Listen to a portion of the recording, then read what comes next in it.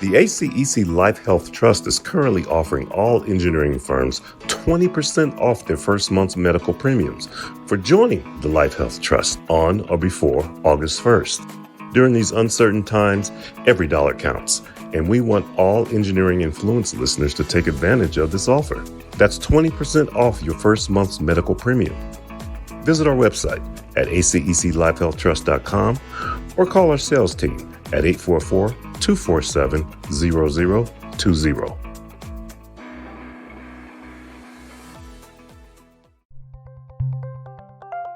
Welcome to the third Roundtable, hosted by the ACEC Research Institute. Funding at the New Normal, recorded on July 16th, 2020. Welcome to our third Roundtable in this series, The Future of Engineering. A big thank you to our donors who have made this session possible. We have a great group of thought leaders here today, as you can see on your screen. They're going to share their insights and expertise with us on the future of funding in our new normal. Now, without further ado, it's my pleasure to introduce two of my colleagues from the ACEC Research Institute, Joe Bates, who will serve as our moderator for today's session, and Kevin McMahon, who will be monitoring the chat box and fielding your questions during the session. Joe, it's all yours. Great. Thank you, Daphne, and thank you all for joining us today. First, I'd like to introduce each of our panelists that we have with us. First, there's Rosemarie Andolino. Rosemarie is the former chairman of MAG USA and CEO of International Development for the Manchester Airport Group in the UK, where she oversaw the development of MAG's North American and global airport services business.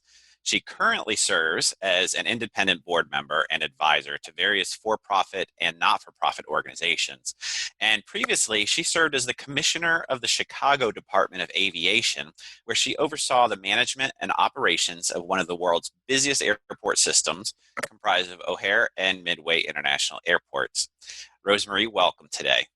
I'd also like to welcome Anirban Basu. Anirban is chairman and CEO of Sage Policy Group, an economic and policy consulting firm headquartered in Baltimore, Maryland, with an office in Indonesia.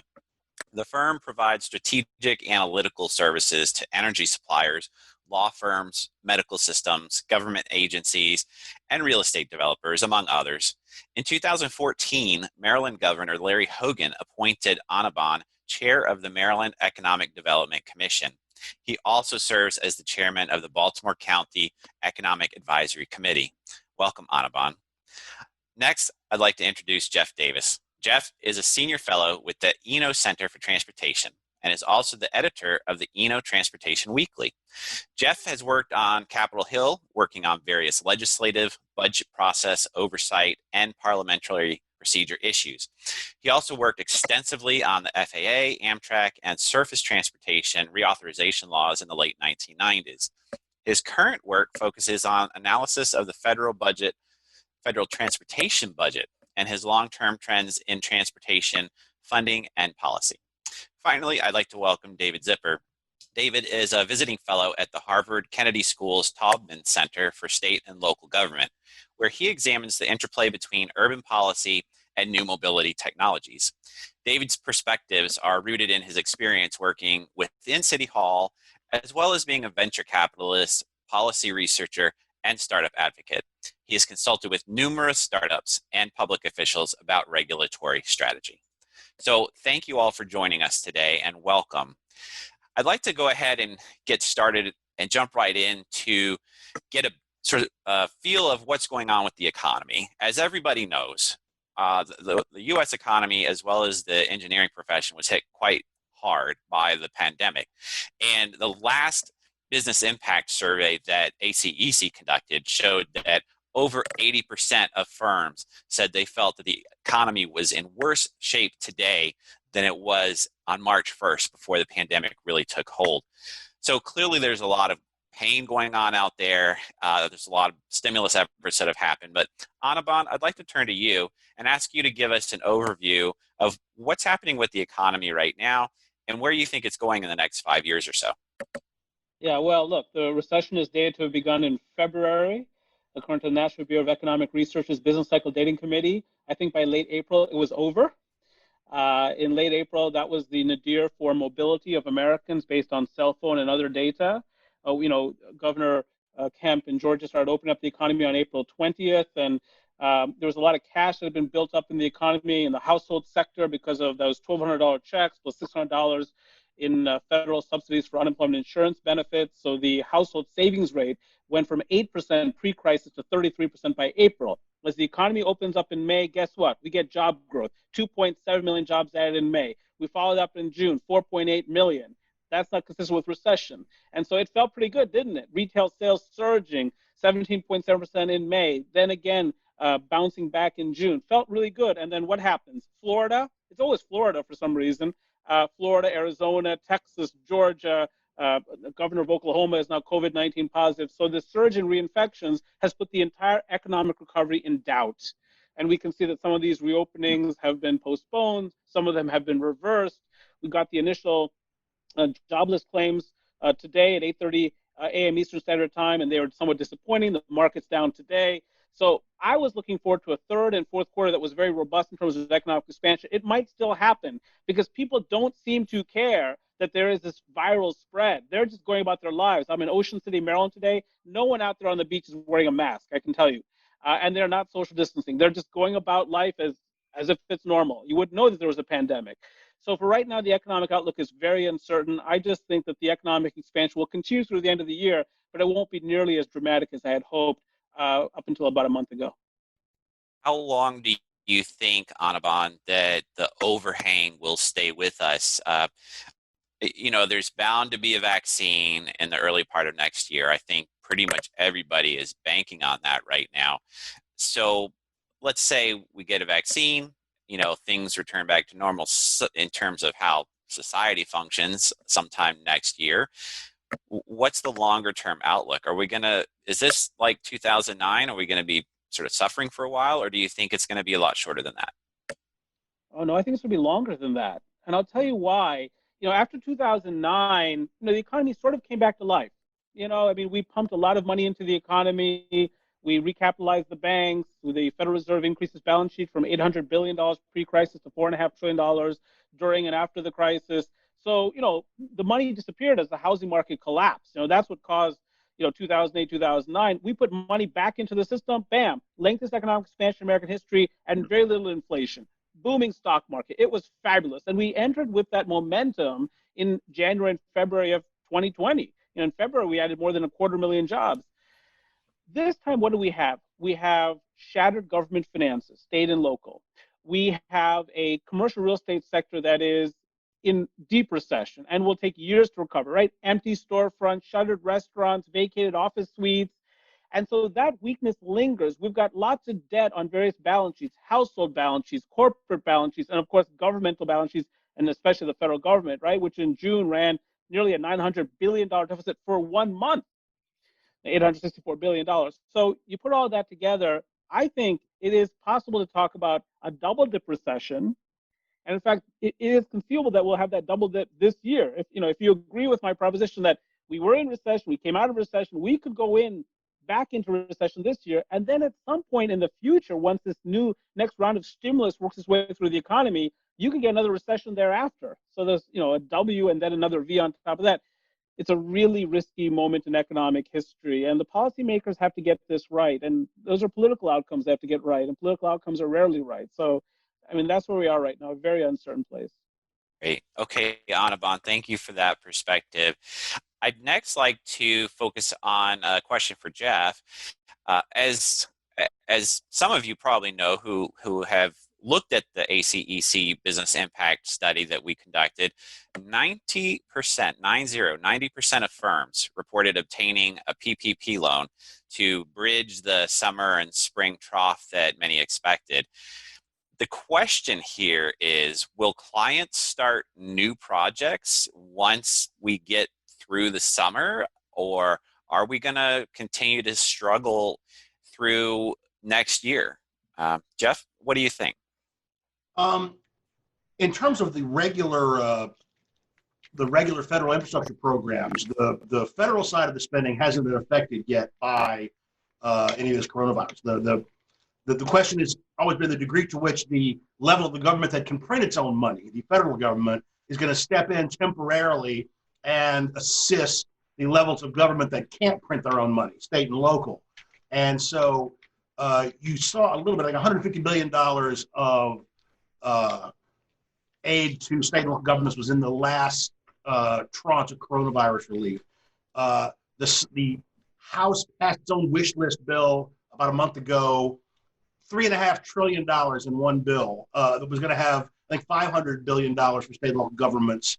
None of that set aside directly for state DOTs. But that's the fundamental question we got to answer is, if you're going to provide aid to state and local governments, does the federal government single out transportation as being privileged and give it a special carve out of money and leave everything else up to state and local politicians to determine the priorities? Or do they make transportation aid subject to state and local decisions and placing that, weighing it against the needs for education budgets, of corrections budgets, of all the other things that state and local governments do? There is zero consensus right now in Congress of whether state DOTs in particular should receive a special targeted round of assistance that's not subject to state and local governments determining where to best allocate the resource. The House, Senate Majority Leader McConnell is going to introduce his own coronavirus bill next week.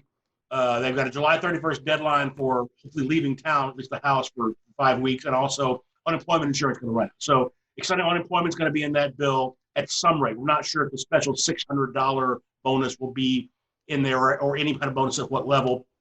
McConnell wants to put at least $75 billion in dangling a carrot financial aid to school systems that open on time in late August, September. And the only other thing I know about that bill is that he's determined to keep the price tag below $1 trillion. So you have a House bill at $3.5 trillion.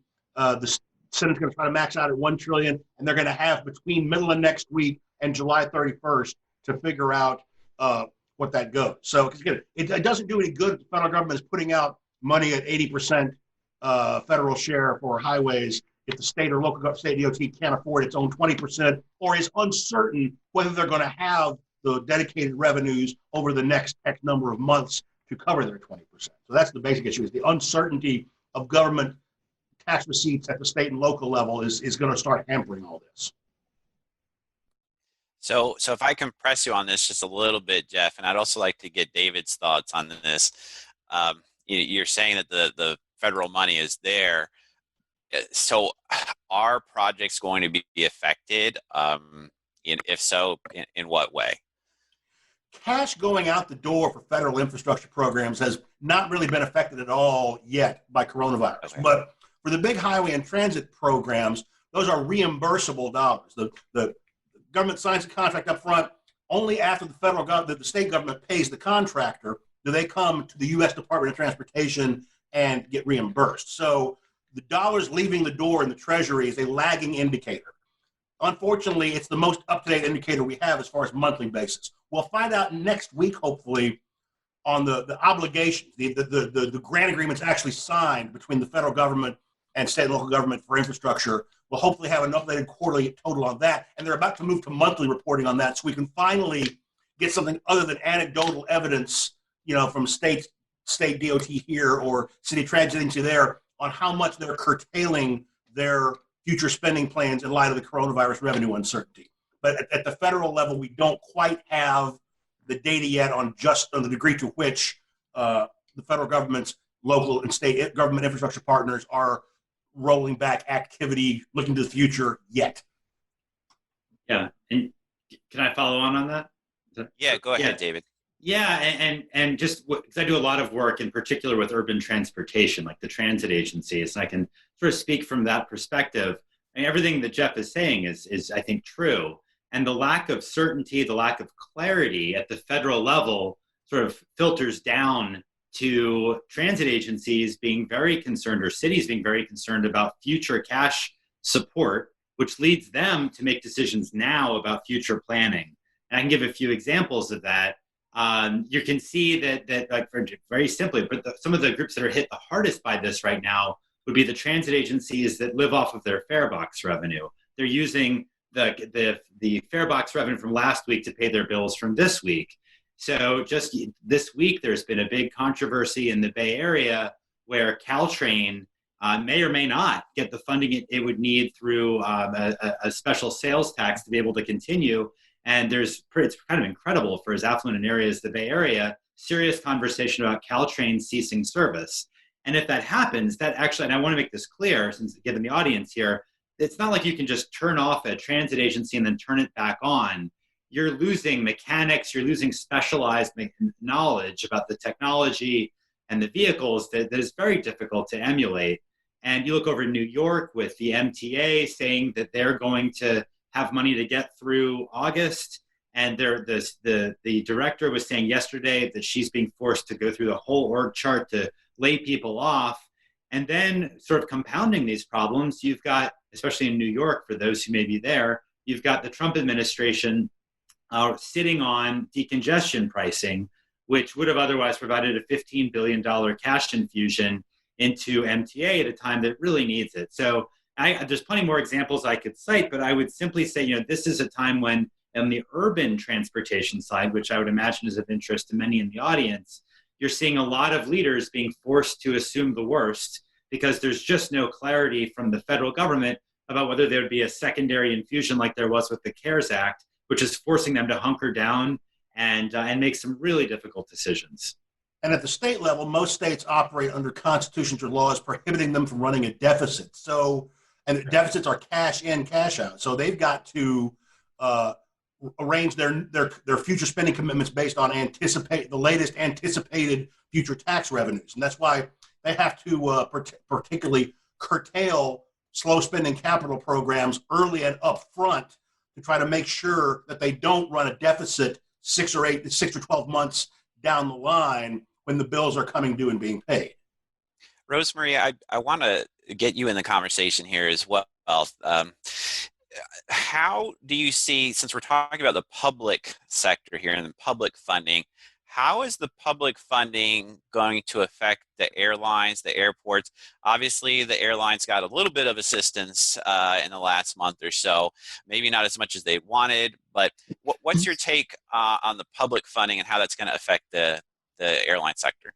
Well, I think you see two things, right? Not only did the airlines get some money, but airports did as well.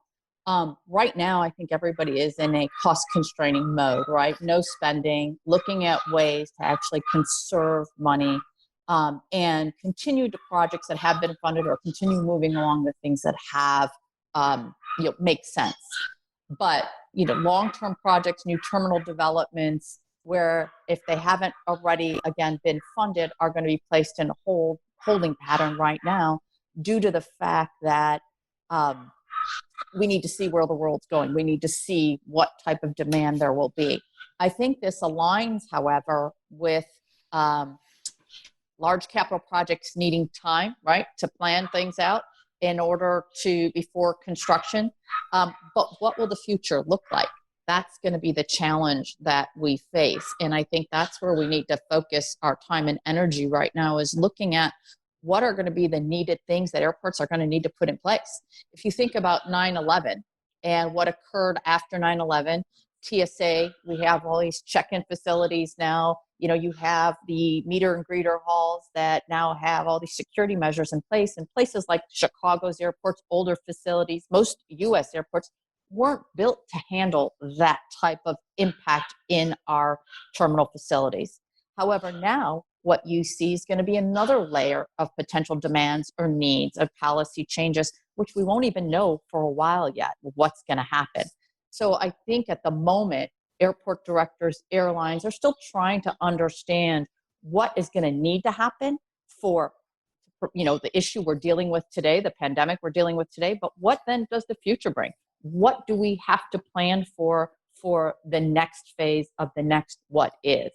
The one thing I will say about our industry is, the aviation sector has also always been an indicator in the economy, right? It kind of leads because of the fact that you have to book your travel in advance. You start seeing where the spending is going. You start seeing what the airlines are putting in place, whether the demand is for the next 3 months, what's going to be happening in the fall. So this is going to be a time now where we're going to see the bookings of what's going to be booked by the carriers and what the demand's going to be, as cities are kind of hunkering down again, putting in more restrictions of travel. what's that next phase going to be and what are those impacts going to be? And that's just phase one. We're not even into our fall phase two yet of what could happen. But on the positive note is the aviation industry has always recovered stronger than where it was before. So ideally, we could see these trends, and recovery happen quickly. However, we're still out 3 to 5 years in that recovery.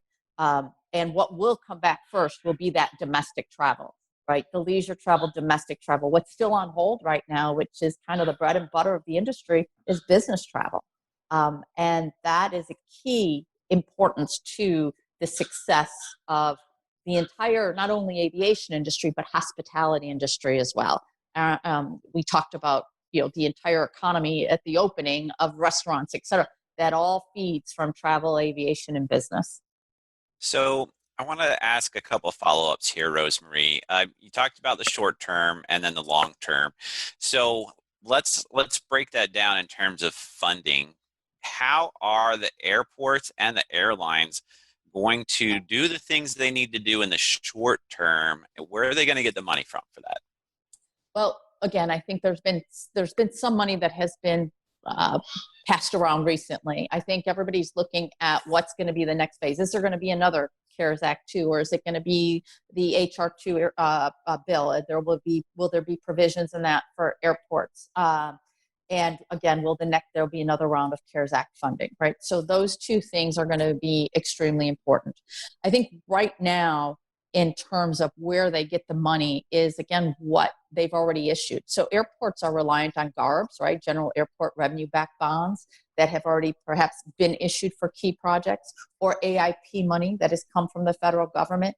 And airports are long-term. They plan 3 and 5 years out. So projects have already been planned, designed, perhaps they're going through the bidding stage now for construction, depending on what part of the world you're in. So that work is going to continue.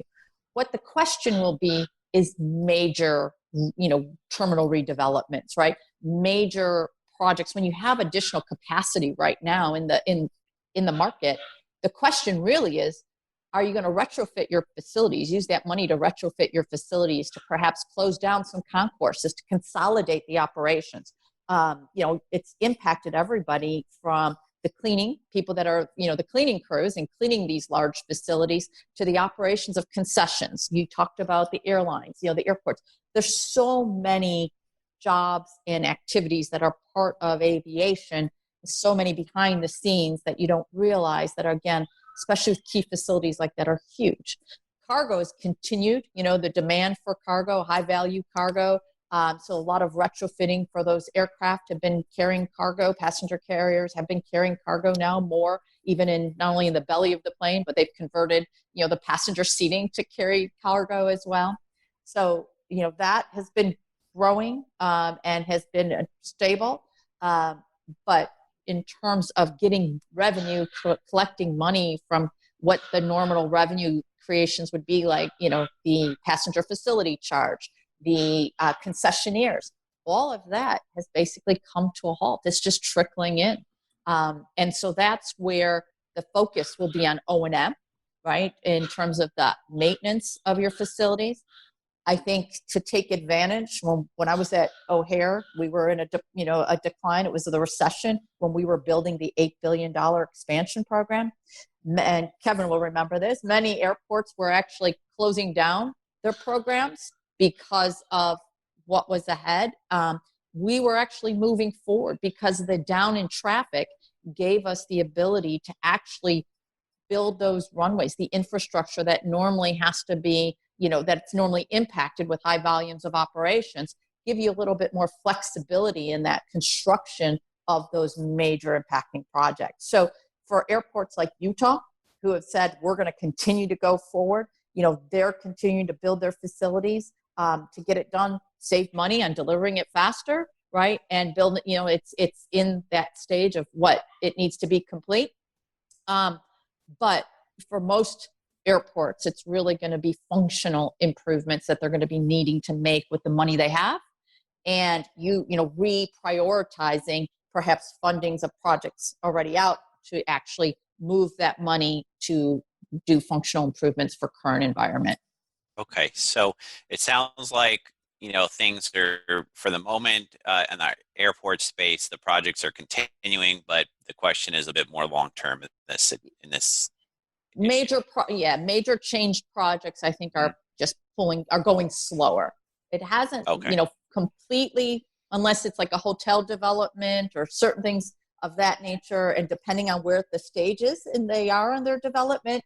But if they're in the pre-construction, I think they're starting to go a little slower before they put the shovel in the ground in order to manage the future, right? Because this is a 3 to 5 year recovery. It takes usually 3 to 5 years to build some major projects. Sure. Anirban, what are your thoughts about the airline industry in particular as you look at the sort of the macroeconomic movements here? Oh, I think there'll be a rapid bounce back. You said it earlier, we're going to get a vaccine at some point, right? Come on, Pfizer, come on, Moderna, come on, Bayer AG, Regeneron, Gilead, somebody, start up your computer, get some test tubes out and do this, because that's what's going to solve this problem. That's the only thing that can do it. It's not going to be because of our good behavior and our mask wearing. We don't seem capable of that. And so you can see the pent-up demand out there. You can see that people want to travel, right? When Disney opens up, but I think the best example of this was when the Las Vegas casinos opened up and the long lines to try to get into those places. People want to live like that. They want to go to professional sports games. They want to do all those things. And a lot of that requires travel. And so once we get a vaccine, and obviously people are talking about how long it'll take to get people actually vaccinated. It's not just discovering the vaccine, but actually operationalizing it. But once that happens, I think you'll see tremendous traffic increases at some point in 2021 itself. I really believe that. Business travel is going to come back. I love these Zoom meetings. I really like this. This is fun. But there's nothing like that coffee break after a long speech, getting ready for the next speech, and shaking the hands with sponsors and others. And so I think that comes back pretty quickly. I think it comes back more quickly than most economists would. On Anirban, I think right now, if I could add, you touched on the fact of what's happening, right? This is the leisure market, right? These airlines are offering right now very discounted prices, discounted fares for travel. A lot of packages out there. You've got your choice, right? But the reality is you can't social distance on a plane, right? You can wear your masks, but there are some challenges associated with that. And where the risk is not being taken is in the business community, right? Business companies don't want to take that risk. And again, that's a key driver for the changes in the airline economy, is that business traveler. If I could, I think... That's why we need a vaccine. Yes. I think we all agree we need a vaccine. If I just connect actually the airport question with this issues about broader ones about transportation projects, I think a glimmer of hope for the airlines, although not for transit, is that for the foreseeable future, people are not comfortable taking transit. Ridership is down around 50%, and ride-hail trips are way down too. So what that suggests to a lot of people, myself included, is that one source of revenue for airports, meaning parking facilities, may get a bit of a boost, which is something that has not been the way it's been going for a while. You disagree with that? Yeah, parking facilities have been consolidated again. There's no demand for parking right now. There's excess, there's plenty of supply in terms of parking, close proximity to your terminal if you're departing at the moment. So parking at airports is challenging. I mean, look at the rental car industry as well. You've seen Hertz in bankruptcy. Oh, sure. You're going to see consolidation there. Yeah, there's no question of that. I guess for the next year, though, I think I would expect, if I had to make a bet, I would put more money on parking revenue for airports to come back faster than transit ridership. And over the next month, the next year or so, the data we have indicates that the best performing infrastructure is going to be hot lanes, because what's going to be slowest to come back till we get a vaccine is carpooling. Particularly with the DC area and a couple other places had a thing called slug lining, where complete strangers would line up in certain places in the suburbs to be picked up by other complete strangers and share their air in their car for 15 minutes so to go downtown to be able to use the express lanes. That's going to be the last thing that comes back in all of transportation. And so I would agree with you. Hot lanes where you can pay extra money to use the carpool lane, if you think to get in there is important, or if the lanes are being congestion managed at all times, like the new I-66 is here, what we've seen, Transurban reported the lanes they run in China, and there are a bunch of them, now actually have more ridership as of a month ago than they did before coronavirus. So at least in the time being, not long term, but until we get a vaccine, single occupancy ridership and the toll lanes that make revenue directly from people who are willing to pay may even do better in the interim than they were doing before coronavirus. So now, Jeff, that's assuming that we have traffic congestion like we had previously, right? If people aren't going into the office, then maybe we're not going to have the same level of congestions. I don't know. What do you think about that? That's true. Again, I anticipate sort of slow quasi reopenings, and again, I forget how widely they're spread out. So the places that went to terminal a kind of congestion pricing anyway, like Interstate 66 in Northern Virginia is now tolled all morning at those congestion-based tolls that are set by computer, where that the toll varies minute to minute, trying to keep traffic at 45 miles an hour, whatever I think it is. So things like that.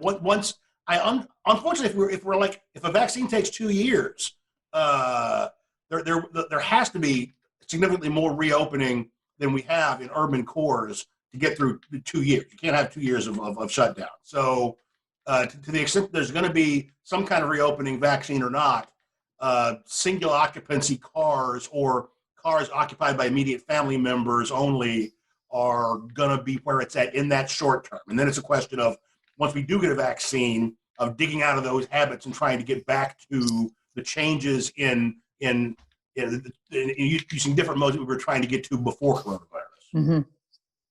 So I want to go back and talk just a little bit more about the public sector, and before we turn to the private sector in terms of projects. And Anirban, I want to direct this one to you.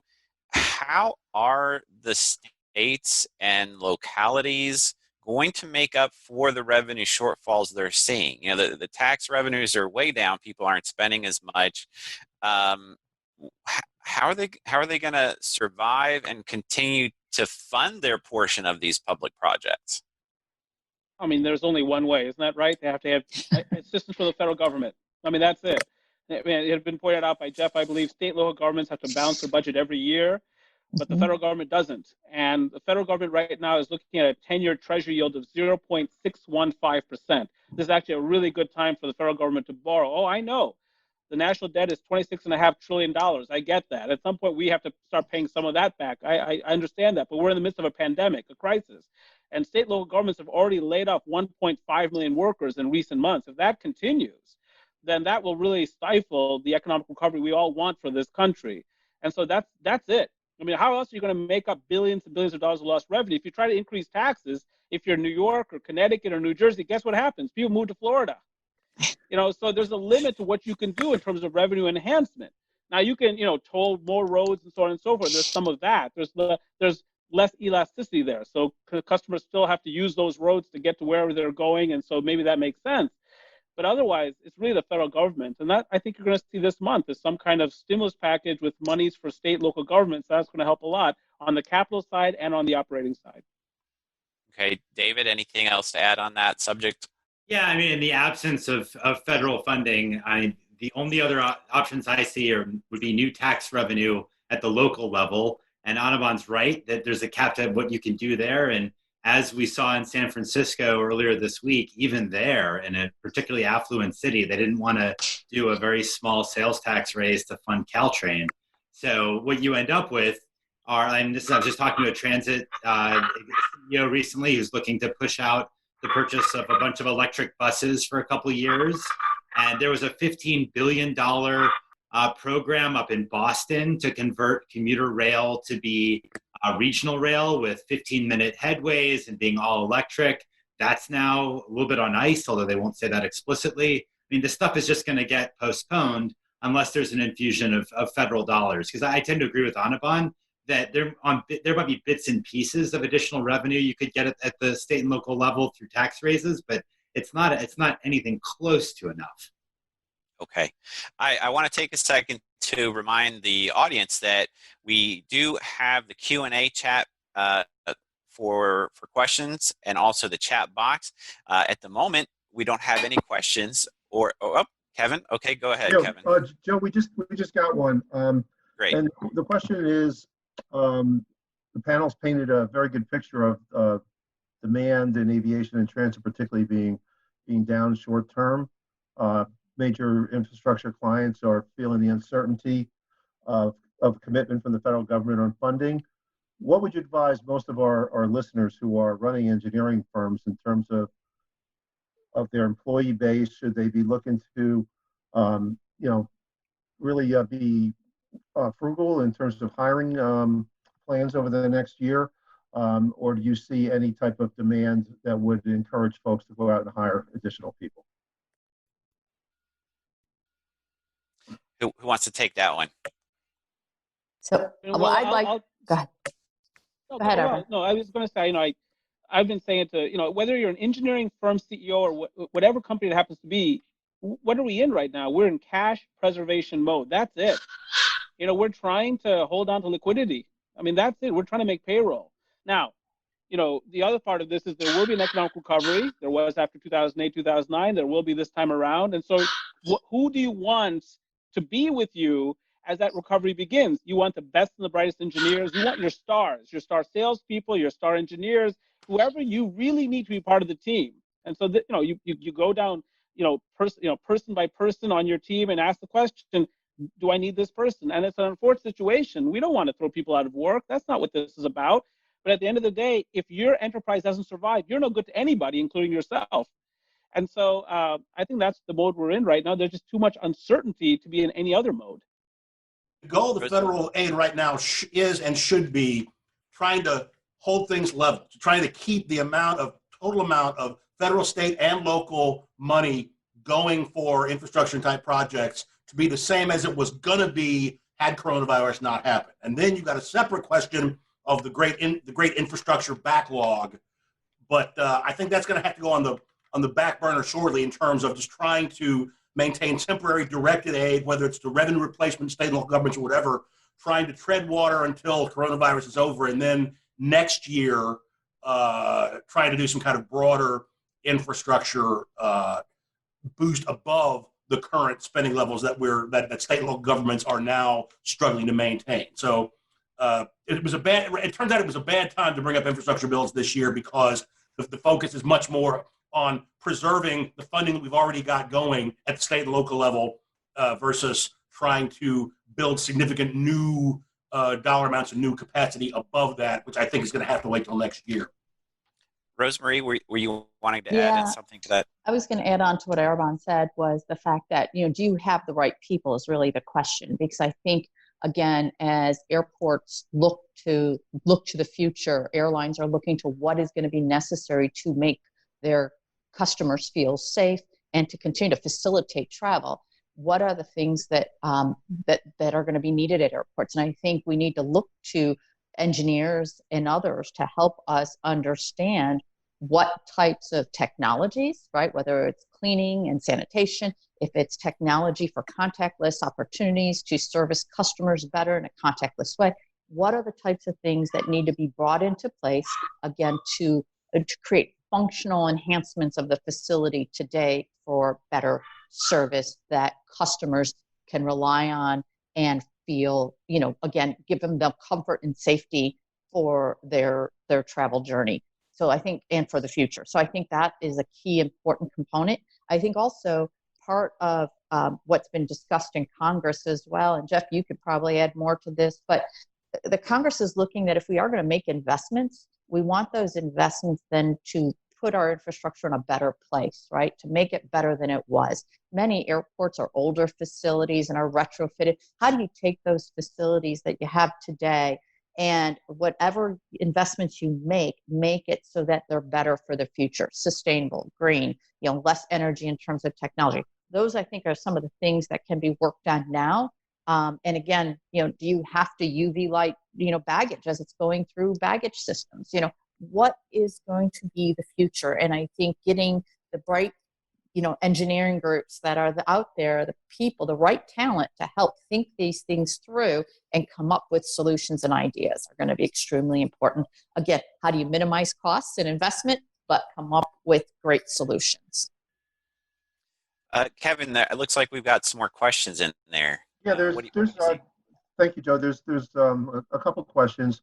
One I'll ask the panel right now is, conventionally, infrastructure has been seen as a great type of stimulus funding mechanism to get people back to work. Seems like nowadays more of the stimulus is funding is on just giving laid off employees cash versus creating jobs. Isn't this the perfect environment to create a infrastructure bill that would think big and get people back to work? Why is that not as robust in the discussion as some of our panelists, some of our listeners think it should be?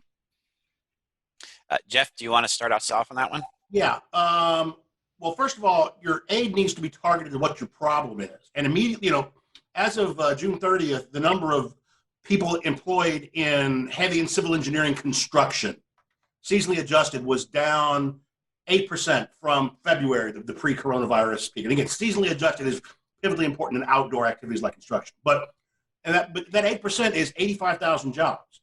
I'm not sure that should be the prime focus of federal recovery when you've got 5 million people out of work just in the hospitality and restaurant sectors alone. Not to mention, the million or so state and local government employees, 400,000 people in transportation providing sectors, whatever. The infrastructure every day of automation and complication means that infrastructure spending as a way of just of providing jobs as stimulus is a little less effective than it was back in the good old days. So even though we definitely as a country need to be spending more money on infrastructure, focusing on infrastructure as a job creator is probably not the right answer when all of the majority of job losses are not from people who are probably going to want to retrain to go work in construction.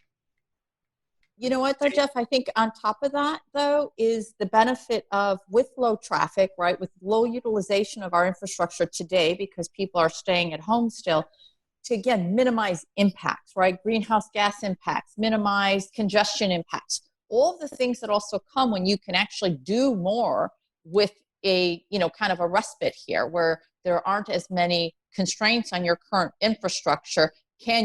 It's easier to close down lanes and to build more.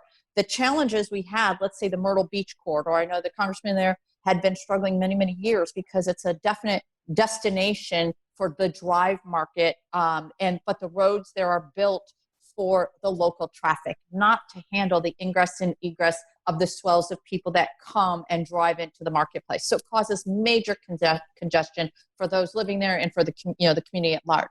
To make those investments today while traffic is low, it will be a win-win for, again, when that curve starts, that curve starts rocketing up again, to be able to accommodate them efficiently and to grow the market. Because with the delays that they're experiencing last year, they're going to start losing traffic. So if we could fix a tenth to the problem today so that we're prepared for that future growth again, would be ideal. And if it creates jobs and feeds families, that's a bonus.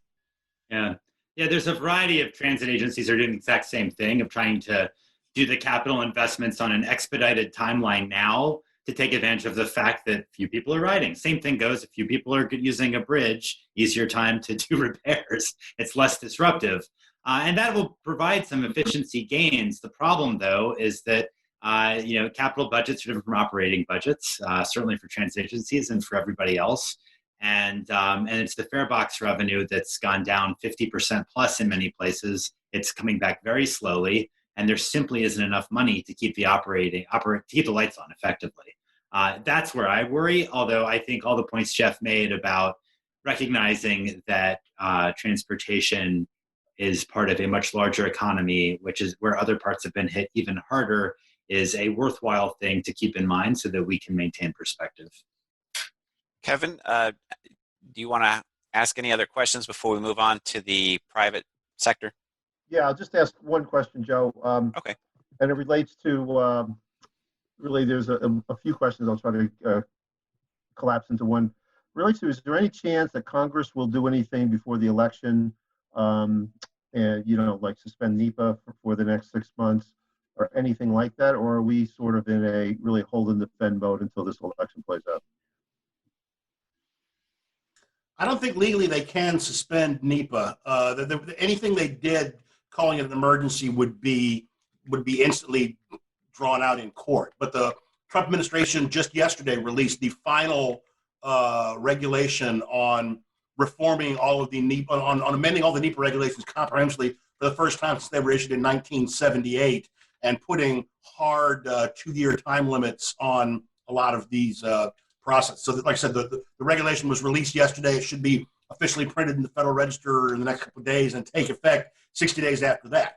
I'm sure the environmentalists are going to sue, but that was the culmination of the entire Trump administration NEPA regulatory agenda for the last 4 years as it came about yesterday. So I'm not sure how much they're going to be able to do in addition to that between now and the end of the year. All right, let's go ahead and move on to the topic of the private funding on private projects. This is sort of a whole other animal here. What's going to happen with apartment building, home building, a high-rise construction? Are we going to see a credit crunch? And I saw a piece of information this morning that said home builder sentiment is back to pre-coronavirus levels, which really surprised me. So, David, what do you think is going to happen here in the private sector?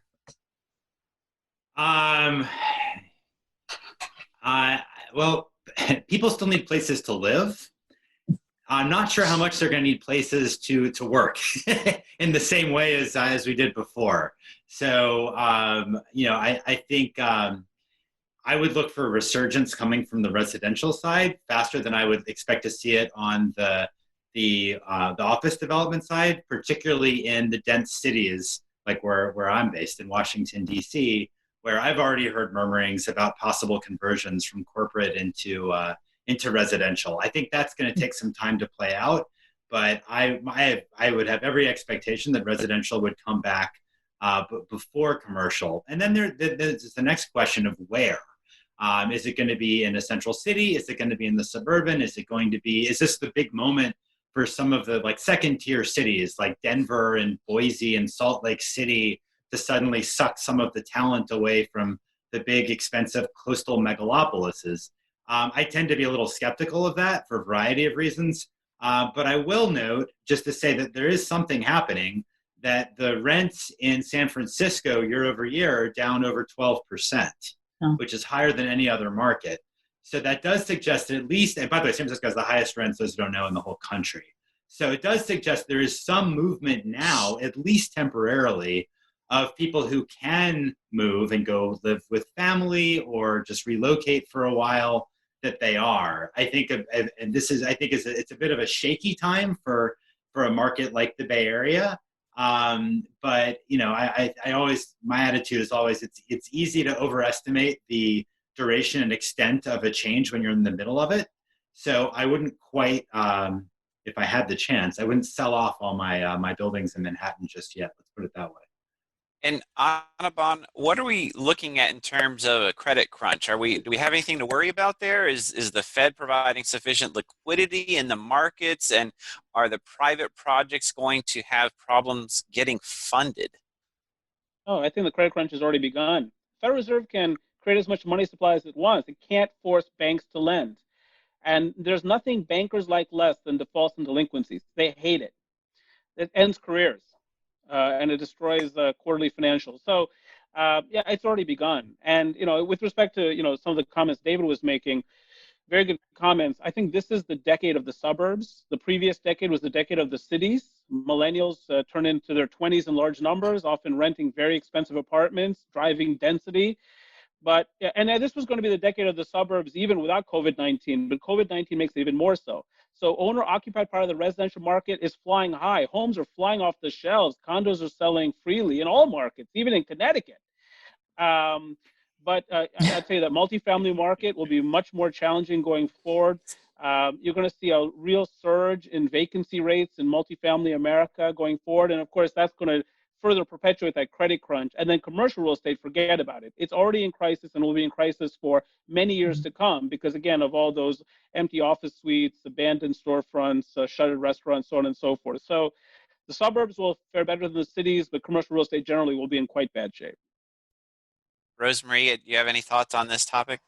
Well, again, living in an urban environment in Chicago, I would agree that you're starting to see, somebody joked about people moving to Florida, right? There's been a huge influx of people relocating. And I think you're seeing that from a lot of major cities. I mean, people, whether it was the COVID that hit New York and Chicago and other locations, and people then relocating to what they thought were communities that were less exposed or had things under control, which is now basically inverted, right? So now those communities are challenged. But you've got distance, you've got, more, again, you're not as, crunched in together, right? And as in an urban environment, you have some more freedom. So to actually, be outside and have space away from people. So I think there's definitely that exodus happening. And, with the change of offices and, some of the leading technology companies, right, that are out there are saying, don't come back. We don't need you to come back to the office for a couple, let's revisit it in a year or 2 years. So if that's where most of the key employment was, and if they can all work from home, will they be buying then a nicer, more expansive home and spending their money there if they're not moving around the country as much either in travel? If I could, it was an interesting thing that just happened. I think it was today, if not today, yesterday. Airbnb, which I think is a really interesting company in the midst of all this, just announced that they're back to doing an IPO. And what's interesting is they got hammered hard. They had to raise a down round of capital because when the coronavirus hit, people did the whole one night or 2 night business just disappeared. But now they've created this whole new market. And the CEO, Brian Chesky, talks about this, of month to 2 month rentals, where people are going into a cabin here, there, what have you. And it's true that some of the largest employers in the country, some of the tech companies in particular, have said we're not going to require people to be back throughout 2020. It opens the door. And then Airbnb's really fast recovery with this creation of a new long-term rental market, which, by the way, is driven not by urban locations, does lead to the question, and I think anyone who goes beyond asking the question is saying they know more than they really do, of whether some people are going to decide, you know what, for the foreseeable future, I really don't need to live in a central city with my family anymore. How that plays out, I don't know, but it's interesting to watch.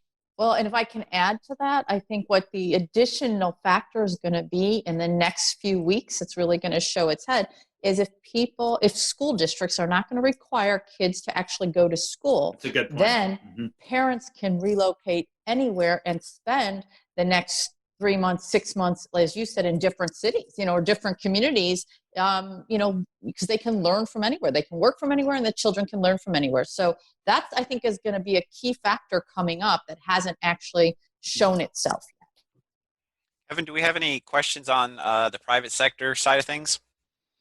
Yeah, there's one quick comment. One of our Connecticut participants, Anirban, really liked your comment about, wow, when people are moving to Connecticut, it's shocking. So you got some airtime on that. But Joe, the question is about some private, some public ports and inland waterways. Is that really just dependent on the economy and freight movement, or what does the panel think about that space? Who'd like to take that one? I think the cruise industry in terms of passenger cruises is challenged right now. So I think in terms of ports, for the purpose of the hospitality industry, the travel industry, that's a longer term recovery than even aviation, so you're looking more from, 4 to 7 years. It's just, how are they going to deal with those issues?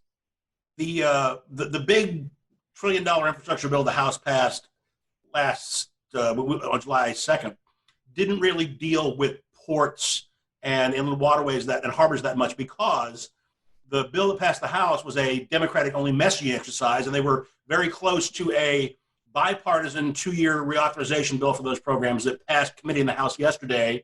its past committee in the Senate a month ago. And it's one of the few things that actually make it enacted into law on its own before the end of the year. And in addition to authorizing a few new large projects, they're also trying desperately. They finally found a budget gimmick in the House that'll work to unlock that $9.5 billion that's been collected over 30 years in the Harbor Maintenance Trust Fund and not spent. So that may get enacted into law this year, finally, separate from any other infrastructure package, which would really open the floodgates on a lot of much needed harbor dredging capacity improvements, et cetera. So we only have a few minutes left here, so I'd like to ask each of you to peer into your crystal ball. This is my final question, which I like asking on these roundtables. And the question is, I'm going to start with you, Anirban. One, it's a two-part question. One, and you've gotten into this a little already, but how long will this recovery take for us to reach levels that were pre-COVID? And not only how long will it take, but what's the critical thing that has to happen for the recovery to proceed?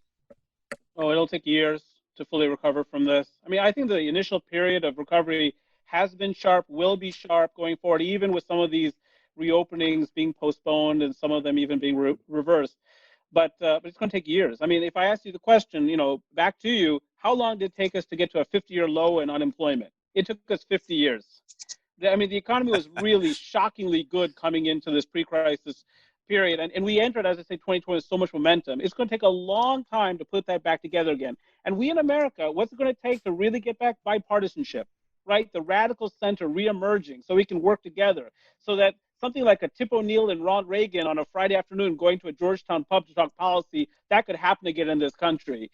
And that's what's going to take, because we have unsettled immigration policy, we have unsettled infrastructure policy, we have global trade fragmenting and uncertain trade policy. And by the way, that relates to the ports outlook as well, as it turns out. You put all that together, that's what we're going to need, bipartisanship. Okay, Rosemarie, what about you? How long will this recovery take, and what's the critical piece to proceeding?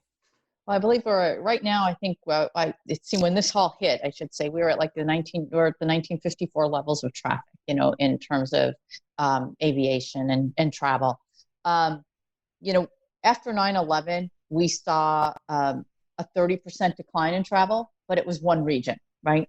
Here, this is global. And in April, we saw an 80% decline. And what really was moving was those that had to move, whether it was medical professionals needing to move locations. You're seeing that come back with some leisure travel. But I think, again, the business community is going to be key, because that is the higher spend that the airlines and others need. And that is really the bigger indicator. I think you're looking at, 2022, really, before you'll see kind of the comeback here, because I think we're at least a year out from a vaccine, because again, we talked about that. That's going to be key for people to feel comfortable and safe. The one thing we have in the United States is short haul traffic and domestic traffic, right? So you can travel essentially within the 50 states with less restrictions. So I think people, whether they travel by car, but by air, they'll feel comfortable getting on the flight for an hour with their masks and, better cleanliness activities that have occurred on aircraft now. So you're going to continue to see that. Consolidation, I think, will happen. Fares will probably then, start going up in that regard. But international traffic, we're still looking at probably 2024 before that really comes back. So, it's gonna be a while. Ideally, the industry itself, there are things that need to be done, right, to make travel better for everyone, whether it be the passenger or the airlines or the airports, whether it's funding. We talked about NEPA and, constructability of programs, et cetera, and implementation. So I would hope that during this time, Congress can take that and the leadership can come together from the different organizations to actually solve those solutions, so that when traffic does come back, when we are earnestly building, newer programs, bigger projects, building the terminals of the future for our airports that have, not had those investments in many, many years, that we're able to do those with great technology, with simplified processes and proper funding, so that they can continue to be the economic engines that they have been for communities across the country. Great. David, you next, and we'll close it out with Jeff. Sure. I find this question, it would be a lot easier for me to answer if we were talking about Canada or about Holland, because there you're talking about basically like the V, I think, which is like you basically have the virus come, you put some cash in people's pockets to make the economy put it in a coma, basically, and then you come back out. And if we're talking about those countries, you can see that already, and this point was made earlier, that auto traffic is back up, and it's already higher than like the peak rush hour auto traffic is higher than it was before the virus in places like Guangzhou, over in China, and Shenzhen. But we frankly blew our chance to do that in this country. And I'm actually worried about how bad. I think things could actually get much worse in the next few months as people start losing their homes, being foreclosed on, as unemployment benefits run out. I don't think we realize that we are on the precipice of things getting a lot worse, with a lot of people in the middle class or lower middle class being unable to just survive. And who knows what that's going to do. That actually leads to political questions that go far beyond the demand for certain types of engineering services. But I will say that it's going to take a long time before we need a vaccine. And even with a vaccine, I think it's going to take a long time in the United States to see a rebound in critical parts of the economy, especially for engineers, such as office construction. I think we're a long way away from that. I think we're a long way away from it with regards to urban transportation. And to be honest, like the most important thing to do now, in my view, is, to be honest, to call your elected representatives and tell them we absolutely need more stimulus money in people's pockets now. That's my personal view. Great. Thanks, David. And Jeff, what about you? And then after your comments, Jeff, we're going to go to Daphne to close us out here. Okay. In terms of additional federal dollars for new infrastructure, new projects, new structures, new routes, I don't expect any action on that this year because Democrats, particularly in the House, and Republicans they're light years apart on the relative priorities they believe should be given to highways versus transit, mass transit, and Amtrak, the whole rural-urban divide. And every day that gets closer to the election, with the polls the way they are, Democrats saying, why would I bother negotiating issues that fundamental with the Republican Senate and the Republican president when there's a 50-50-ish or plus chance that starting in January, the Democrats could hold the trifecta and write a bill they really want instead of locking compromise priorities in for 5 or 6 years. Next year is what it's all going to be about. The extensive infrastructure will be one of many priorities in addition to coronavirus. It's all going to get wrapped up in the fact that starting August 1st of next year, the statutory debt limit will reset. And they'll start taking emergency measures. We already added $4.6 trillion, I think, since the last reset, August 1st, just a year ago. So this will be by far the largest debt limit increase in the history of the country. And so September, October next year, Treasury won't be able to move money around. And traditionally, many of your major turning points in federal fiscal policy of the last 30 years, Graham-Rudman, the 1990-93 budget deals, Budget Control Act, TARP, Fannie-Freddie bailout, last two budget deals, they all revolved around a debt ceiling crisis of trying to find ways to get the votes to raise the debt limit, and all the fiscal policy for that year wound up getting wrapped up in it. So I expect that to be the centerpiece of next year around September, October 2021 that will set the stage for fiscal policy for the next 5 to 10 years. Got it. Yeah, well, let's all keep our fingers crossed that we have a vaccine by then, so at least we can take that out of the equation. Thank you all to the panelists for joining us. And Daphne, why don't you go ahead and close us out? Great, thank you. Thank you all for joining us today. Thank you to our panelists and our donors for making this session possible. We have a short evaluation that we'll send you this afternoon, so please share your experience with us. Thank you all. Have a great afternoon, and please stay safe. Thank you. Goodbye, everybody. Bye, thank you.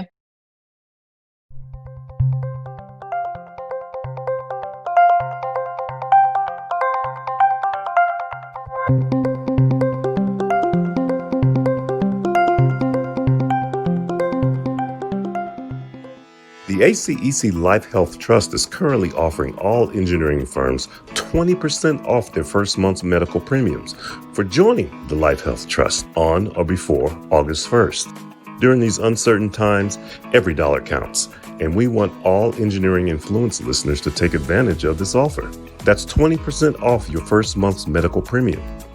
Visit our website at aceclifehealthtrust.com or call our sales team at 844-247-0020.